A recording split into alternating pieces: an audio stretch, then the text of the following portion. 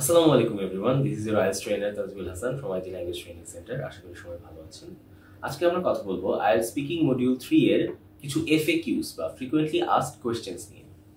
আপনাদের আস্ক করা প্রথম কোয়েশ্চেনটি হচ্ছে, আমি যদি প্রশ্নটি না বুঝি তাহলে কি হবে? What if I don't understand the question that the examiner asked?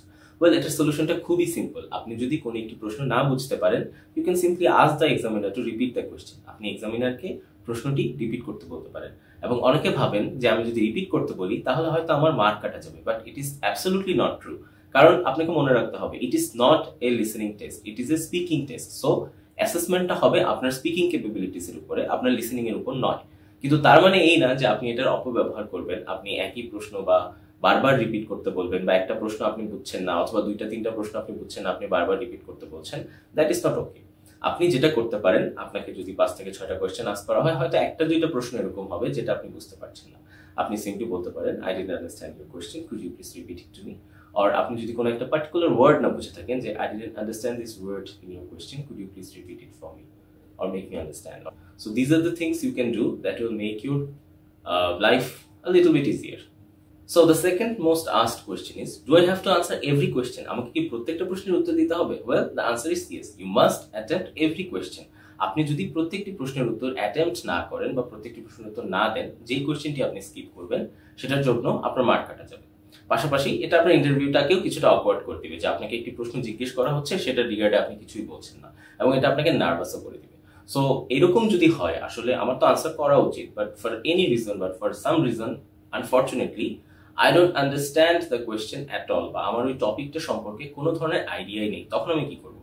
In that scenario you can simply just say যে, actually I don't really have that much of an idea about this topic, or I really don't know that much about this topic, but if I had to guess.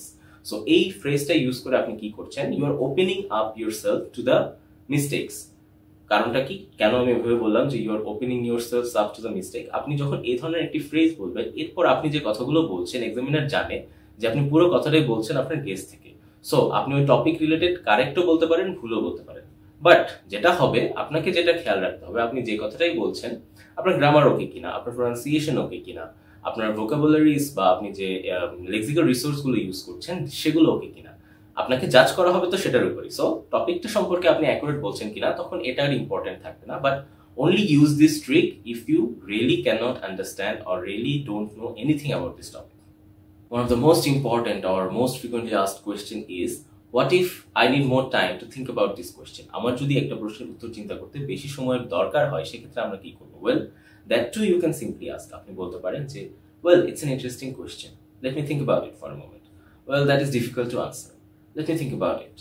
So এই ধরনের phrases use করে you can open yourself up to some time, যেটা use করে আপনি একটা appropriate এবং সুন্দর answer provide করতে পারেন।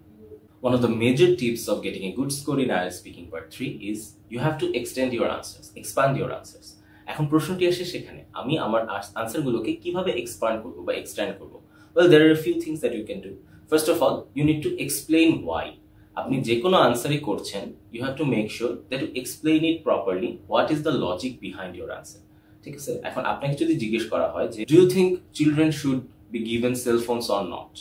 এখন এটার পেছনে আপনি ধরেন এটার পক্ষেও থাকতে পারেন, বিপক্ষেও থাকতে পারেন। এখন আপনি যদি কোনো কারণে পক্ষে থাকেন, সেক্ষেত্রে আপনি বলবেন, yes, I think children should be provided with cell phones. এখন এটার পেছনে অবশ্যই আপনার একটা লজিক আছে, আপনি এটার পক্ষে কেন? আপনি বলতে পারেন যে, in our modern society most of the parents are working parents, both of them are working together, and the child is mostly living alone or in a facility where he's alone or taking care of himself. So in that scenarios, for emergency purposes, he might need a cell phone that could keep him connected to his parents. আমি হয়তো অনেক difficult ওয়েতে explain করলাম, but the thing is, আমি কেন পক্ষে, বাচ্চাদের হাতে ফোন রাখার পক্ষে আমি কেন, সেটা আমি এক্সপ্লেইন করেছি। এক্সামিনার আমার ওপিনিয়নটা, আমি এই জন্যই এমন একটা কথা নিয়ে বলছি, টপিক নিয়ে বলছি, যেটা আসলে মোস্ট পপুলার আনসার না। আমার আনসারটা কিন্তু পপুলার হবে না। Most of the people will say যে বাচ্চাদের হাতে ফোন দেওয়ার দরকার নেই, বাট আমি একটা কন্ট্রাডিক্টরি আনসার দিলাম, বাট এটার জন্য যে আমি মার্ক কম পাবো এরকমটা কিন্তু না, কারণ আমি আমার পিছনের লজিকটা খুব ভালো মতো এক্সপ্লেইন করেছি। দেন আমি আরো কি করতে পারি? The second thing is you have to give an example. আপনি বলতে পারেন, ফর এক্সাম্পল, আপনি বানিয়ে বলেন এক্সাম্পল, যে আপনাকে একদম অ্যাকুরেট কোনো একটা সিনারিও সেখানে তুলে দিতে হবে, দ্যাট ইজ নট ইম্পর্টেন্ট। আপনি বলতে পারেন যে হচ্ছে, in a recent article in new York Times I red that there was a child who was in some sort of physical danger, as he was playing outside, but he had his cell phone, so he could immediately contact 911, which saved him from that imminent danger. ঠিক আছে, এই যে আপনি একটা story বানিয়ে বলে দিলেন new York Times এর রেফারেন্স দিয়ে, এটা আসলে ইটস ফলস, বাট এক্সামিনারের তো এটা হচ্ছে ডাবল চেক করার কোনো ইচ্ছা নাই। What he is seeing is can you talk about this topic or not. আরেকটা ব্যাপার হচ্ছে concession. What is concession? Concession হচ্ছে যদি এরকম একটা সিচুয়েশন দাঁড়ায় যে আপনার কোয়েশ্চেনের আসলে পক্ষ বিপক্ষে দুটার পক্ষেই খুব ভালো লজিক আছে, ভালো লজিক থাকতে হবে এরকমটাও না, but it's a dividing topic, এখান থেকে দুই ধরনের ব্রাঞ্চে যাওয়া possible. So in that case you should explore both. আপনি ফার্স্টে আপনার পক্ষের আনসারটা বলবেন, দেন আপনি আপনার বিপক্ষের আনসারটাও বলবেন। যেমন বাচ্চাদের হাতে সেলফোন দেওয়ার ক্ষেত্রে আমি যে কোয়েশ্চেনটার আনসার করলাম যে ইন সাপোর্টে আমি বললাম যে yes they should be given cellphones, why? So that the parents can keep track of their children. But অথবা আমি বললাম however there has to be some sort of monitoring policy or some sort of way so that they can regulate the screen time or regulate the cell phone time. Why? Because if the children are having the cell phones all the time, then they might waste their time playing video games which may affect them physically or mentally, or they could also be victims of online harassments. So in that case দেখেন আপনি আমি positive একটা আনসারও দিচ্ছি, আমি negative আনসারও দিচ্ছি। So আমি যখন এই দুইটা আনসারকে ব্যালেন্স করে দিব, it will automatically make for a better answer. So these are the things that you can do in a part 3. Hopefully these tips will help you a lot. See you in the next video.